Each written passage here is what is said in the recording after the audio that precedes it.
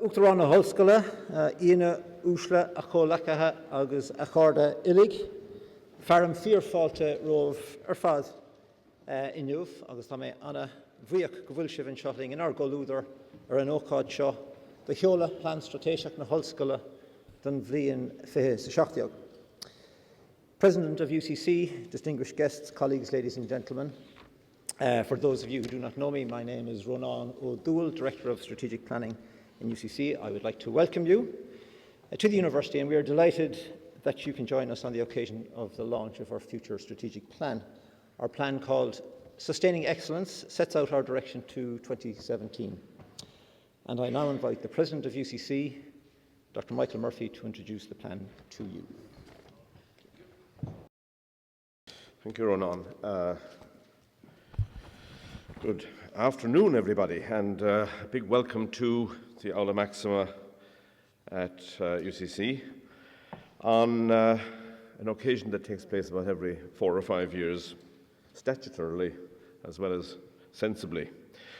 And it's an occasion where we very briefly take a look at a snapshot of the performance of the university, say a little bit about its trajectory over the recent years, and then what's going to happen under our control in the future.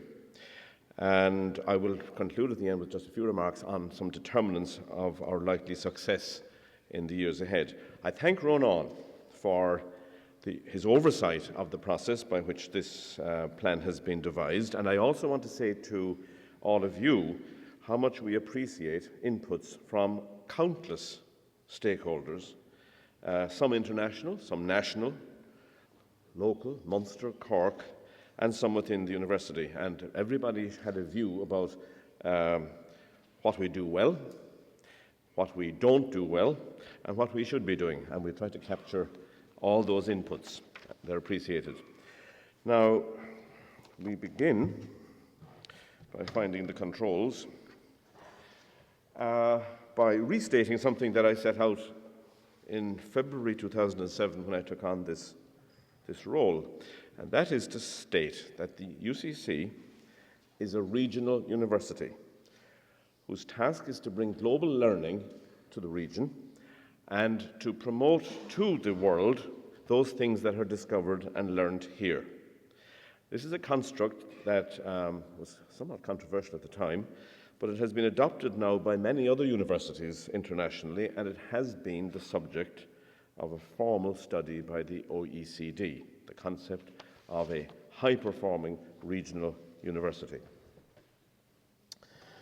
Well, what are we today? Just some statistics.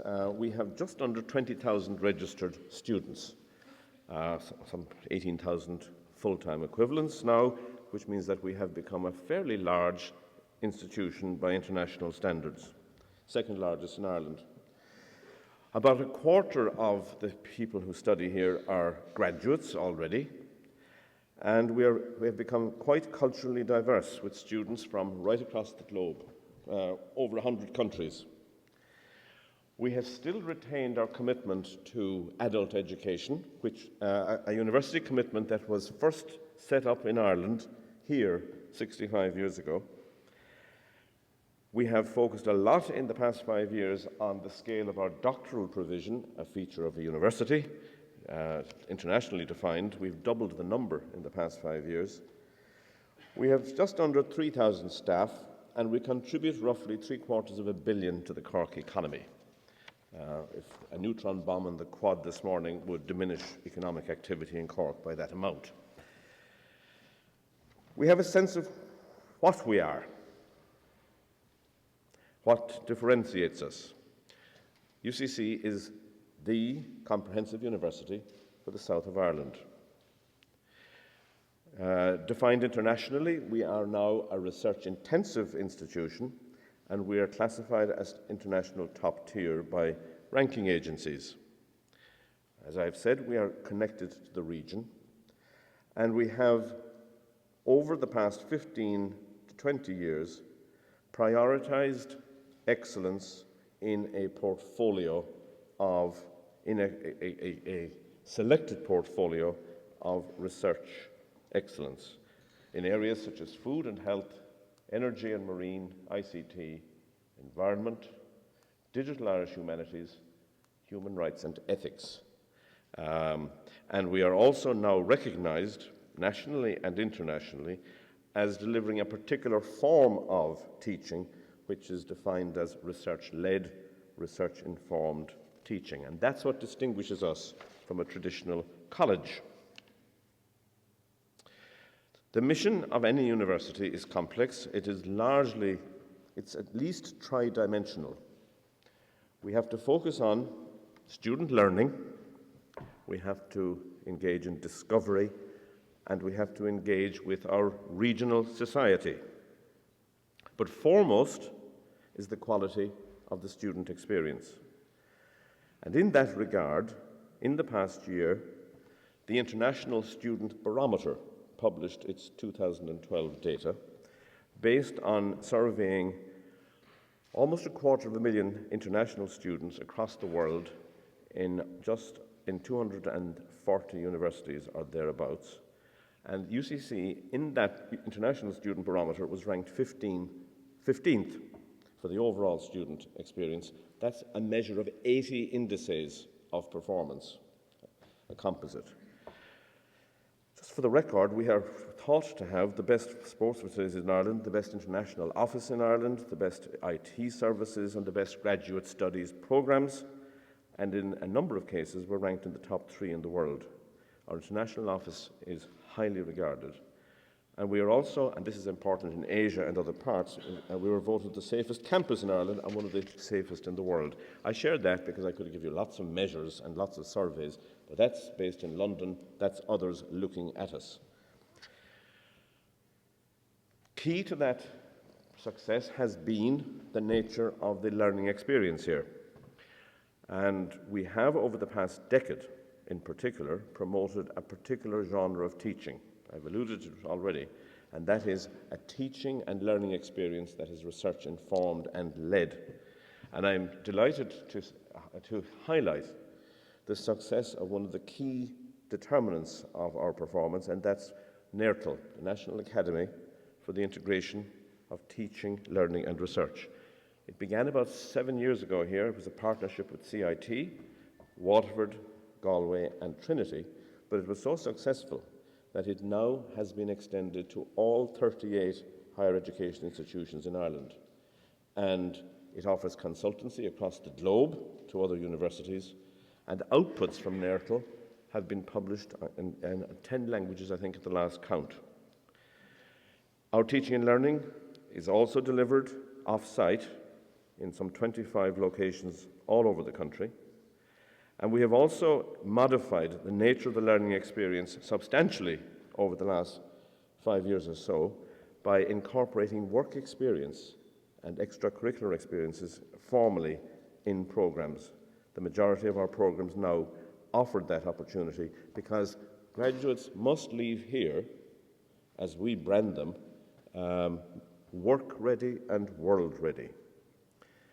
And our teaching and learning competences have now been shared internationally and domestically with other institutions, particularly and above all CIT, but IMI, Singapore, Malaysia and China in various parts. So an evolutionary process has been continuing here over recent years.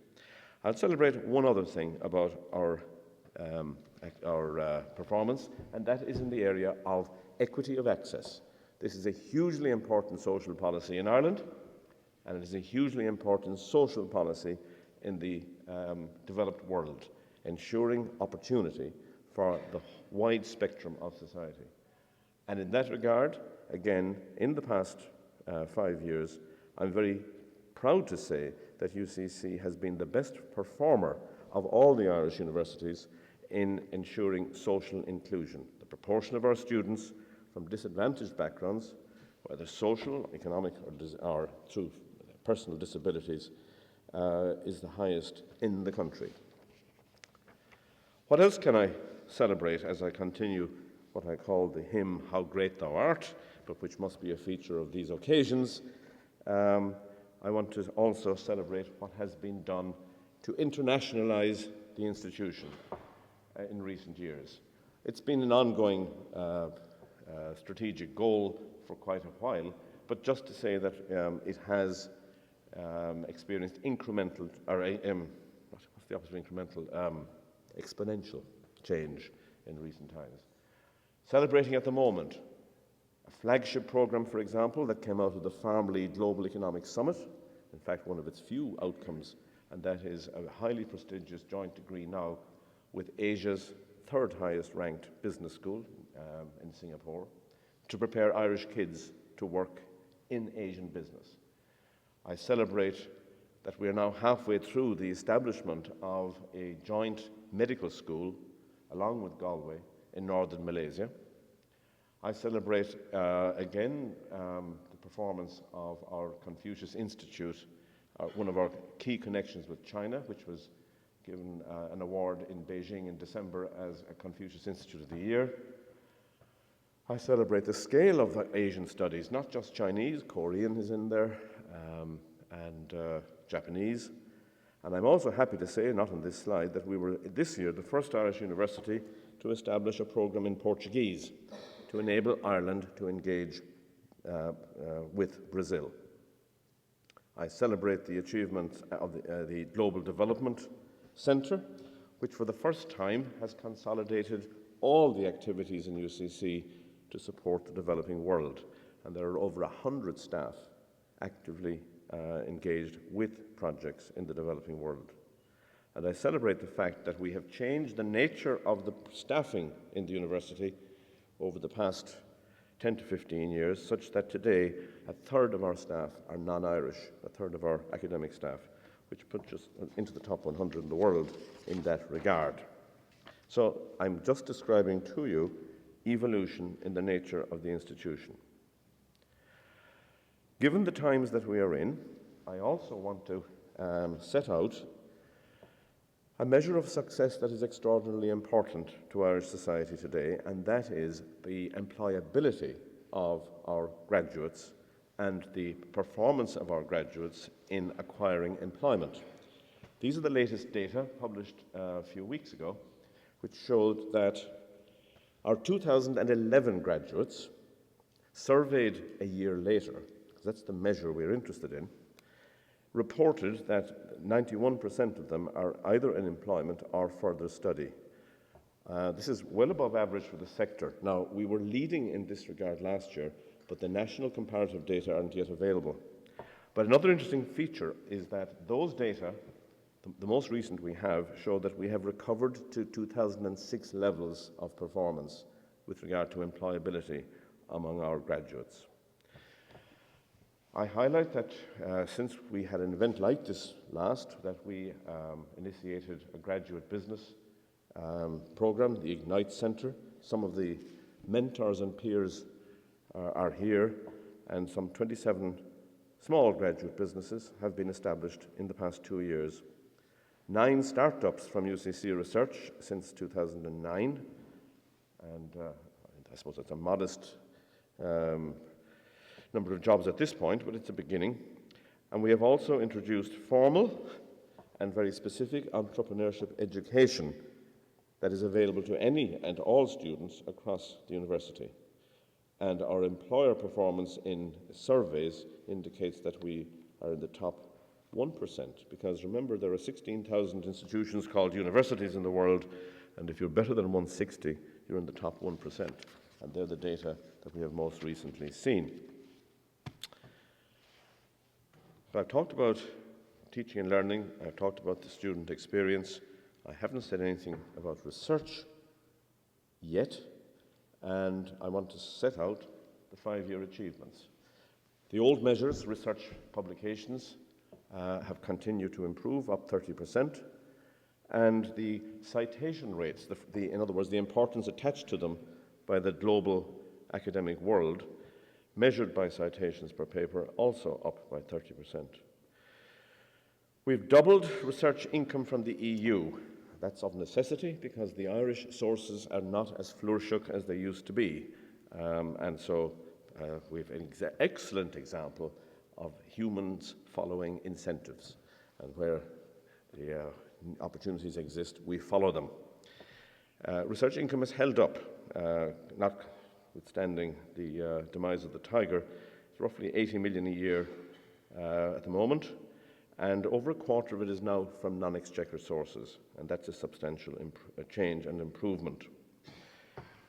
In the matter of engagement with industry and research, WIT was the best institute of technology in the EI Innovation Vouchers Programme, and UCC was the top university. I haven't shown on this slide because maybe of timing, but we have, of course, in recent weeks seen the outcome of the round of funding for SFI research centres, and Anita Maguire and all our colleagues in research have had the single biggest win by an Irish university in the history of research funding in Ireland, because we got 4 of those 7 centres and a large slice of the other 3. I'll just say no more about it, but that's a platform that we can take some pride in and take confidence in. The last time you were here, you would have seen a branding exhibition on our booklet that would have been quite different from what you see this morning or this afternoon. We were conscious of the fact that we were not marketing and branding very well, and so we have put a lot of work into defining who we are and how we want to market ourselves to the world. And you will have seen that we have adopted this line, a tradition of independent thinking. I can't see it, there's nothing here this morning. But anyway, that's the Cork way of saying we're rebellious, or a nice way of saying it. But I want to celebrate also that in the course of that branding, we were aware that the world values institutions committed to sustainability, and particularly environmental sustainability. And when we looked at what we were doing here, we were quite taken aback to see the opportunity for repositioning the university in global branding terms by celebrating such things as having been the first university in the world to be recognised by the Federation for Environmental Education through a green flag, the first university in the world to be certified for its energy management under ISO 50001, and in January we saw the outcome of the recent round of university rankings on green metrics. We're third in the world of the 220 universities that were examined, and we're the second greenest urban university in the world. They're the external facts. So that is something which we take much pride. Last time you were here, you would have seen photographs of many cranes. And university presidents have a tendency to have what's called an edifice complex. Psychologists might smile. This is not the era of edifice complexes. However, I want to mark the completion of and achievement of some still significant projects. Gateway building, we actually built something in the end that was roughly twice the size of what was intended, and that is now virtually complete. Tyndall Institute expansion was completed, doubled the sports facilities, bought another 50 acres of the asset that is not being created de novo at any time, land, and in the middle of all of that, I'm pleased to say that we have balanced the books and eliminated our deficits that were the source of much controversy in the newspapers. They're gone. I repeat, they're gone. And I have a slide to balance. Yes, we always celebrate those things that are great on these occasions, but it is very important that we demonstrate we have the capacity for self-criticism. And yes, there are areas that we haven't been doing so well and that are important. We have not been as successful as we need to be, could be, and should be in raising philanthropic support globally. Our engagement with alumni is suboptimal. We have an asset base of 100,000 plus alumni throughout the world, all extremely grateful for their time and experience here, willing to work with us, but we haven't engaged sufficiently. We have made big strides in the last year or two in the matter of promoting the institution, in removing the bushel from the light. But there's a lot more to be done. And we have not sufficiently engaged with public discourse on public policy formation. The role of academics as public intellectuals has not been honoured as much in this university as it used to be and as it needs to be. And I want to acknowledge those realities. But overall, and I haven't got the slide, and away from my script, I've just come from a very long meeting with an agency called the Quality and Qualifications Authority of Ireland, which keeps an eye on everything that we do. Their board will have a report next week on the review conducted in January by an international panel on UCC, how we perform. The opening sentence of its summary is that we are a fine university with a strong international reputation. I decided to save that for the next president when he gives this kind of speech. But I think that's an important statement by Australians, Swiss, British and others, and far more eloquent than anything that I say here. So it's on that basis that we move forward. What do we do moving forward? Well, to be frank, our chief priority is to sustain the quality and the excellence of what we've achieved already. We will tweak what we do wisely, but we have to temper our plans in the light of economic and global conditions. So, we intend to remain in the top 2% of universities globally, and we intend to compete strongly for the title of Ireland's best university. Yes, we intend, and on the basis of a very good platform, to be recognised as a premier university for research within Europe, and more importantly, translation of that research into useful products for society. We are committed to continuing to internationalise and to engage more effectively with society, locally and internationally. We will do our damnedest to improve the quality of and the opportunities for our staff, and we will do everything we can to strengthen our resource base and the infrastructure available. They're all much the same as the last time round. They are the fundamentals. Some specifics, though. 5 years ago, 86 cents in every euro spent in this institution came from the state. Today, it's just over 60%, over 60 cents, and we project that in 5 years' time it will be 50 cents, which requires that we do an awful lot to replace exchequer funding with resources from other parts. We must do it. We must continue to evolve the trajectory of research-led teaching. That is what engages with the global world, or what the global world engages with. And more of our researchers will be doing teaching, and we will have research projects for undergraduates from first year onwards. We will have a greater proportion of our students undertaking postgraduate degrees, up to 30%.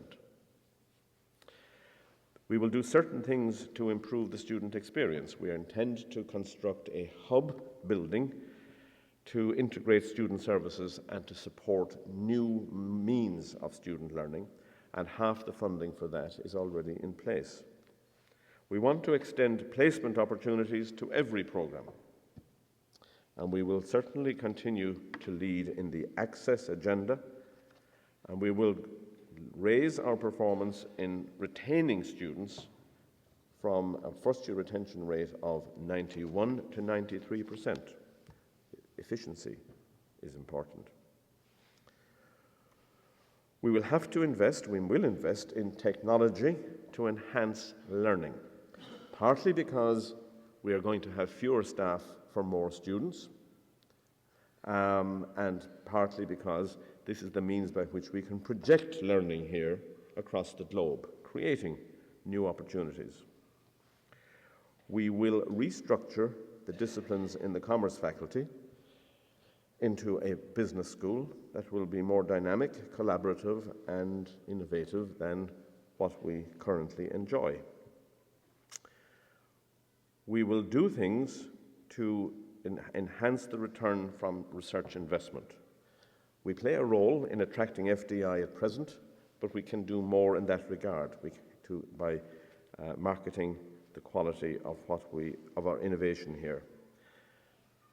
We will be expanding on two recent developments to support the health service, the Healthcare and Technology Innovation Cluster and a National Health Innovation Hub, the embryos of which have been established here.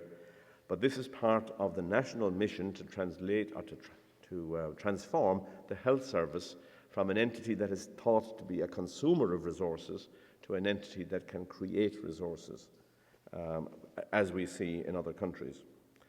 And we will grow some of the existing or recently established programs, such as Ignite, and particularly investing in maritime energy. The Taoiseach will be turning the sod on the 11th of July on the Beaufort Laboratories in Ringaskiddy, which should provide a nidus for, in our collaboration with CIT and with the Navy, the nidus for new businesses in the maritime space. And we've set new targets for our research performance, up to 90 million, PhDs at 250 a year, and we've also set targets for startups and jobs over the next 5 years. Nearly there. Some people would say to me, in a company you wouldn't have more than 3 primary objectives, but a university is not a company. The word university is derived from just about everything. We have to cope with a vast array of functions in society. Anyway, more international students from overseas and more internationalisation of our own campus through curriculum reform and so on. But do remember, if you are from the city or the region, every 1,000 students who come from overseas to study in Cork bring 25 million euros into this regional economy. And that is not insignificant. And I've made a commitment already on alumni. Finally, on the matter of doing a bit better on the regional engagement side, we are embarking with CIT and the VEC and Colleges of Further Education on a more cohesive regional learning cluster and taking a range of steps under the heading of being a more community-engaged university.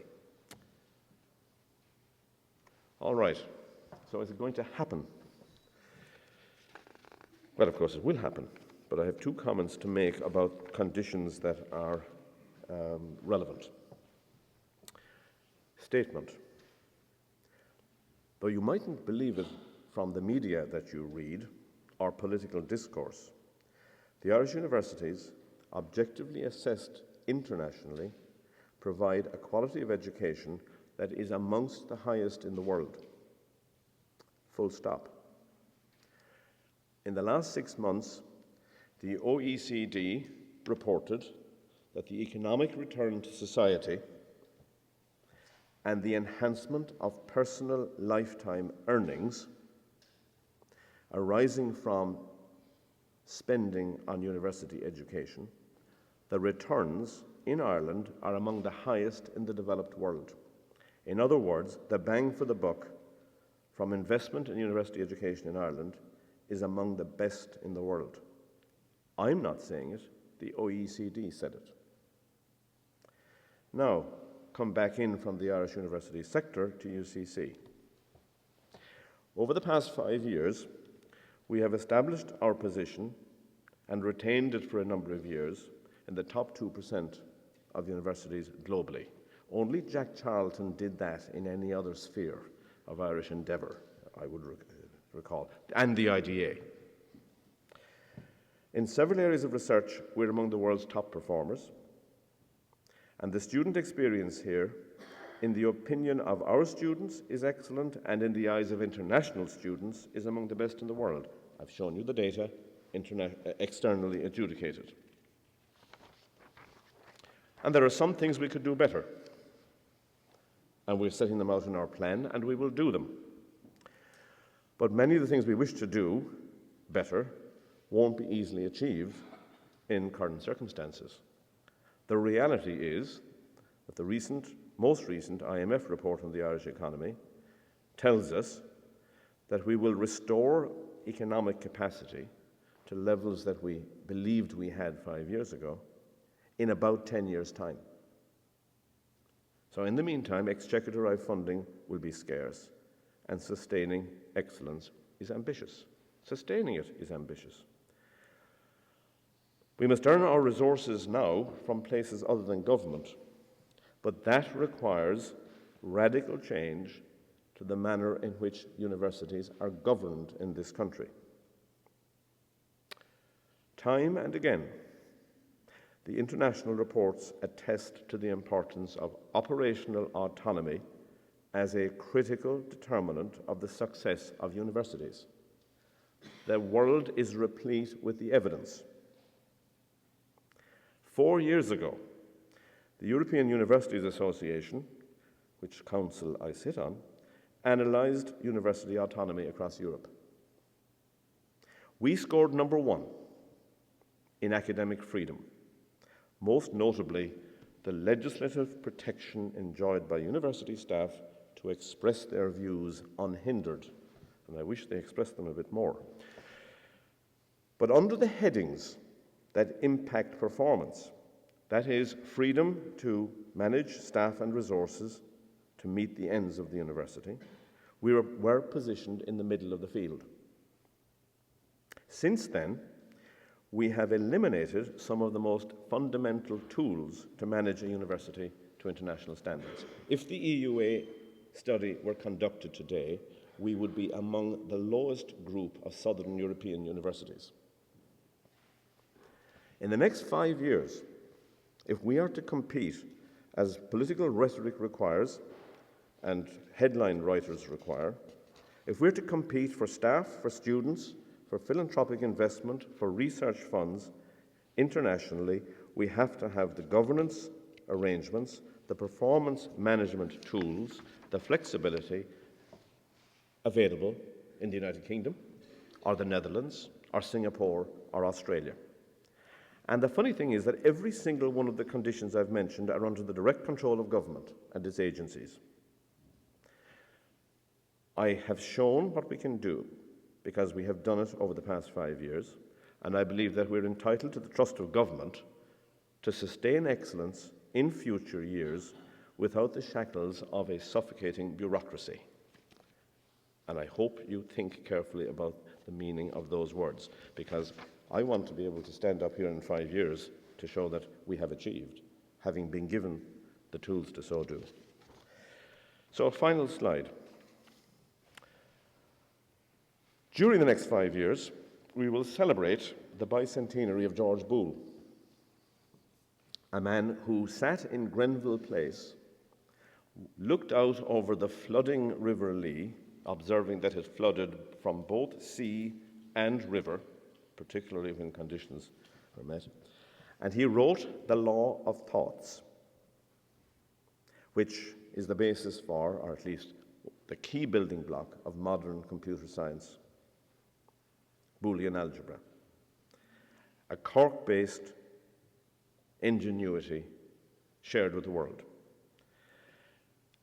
I have only one aspiration or one wish here this morning, and it is this, that we have among our staff today, or sitting in this audience, an equivalent intellect who will have the same impact over the next 200 years on the globe and bring reputation and brand and honour to University College Cork.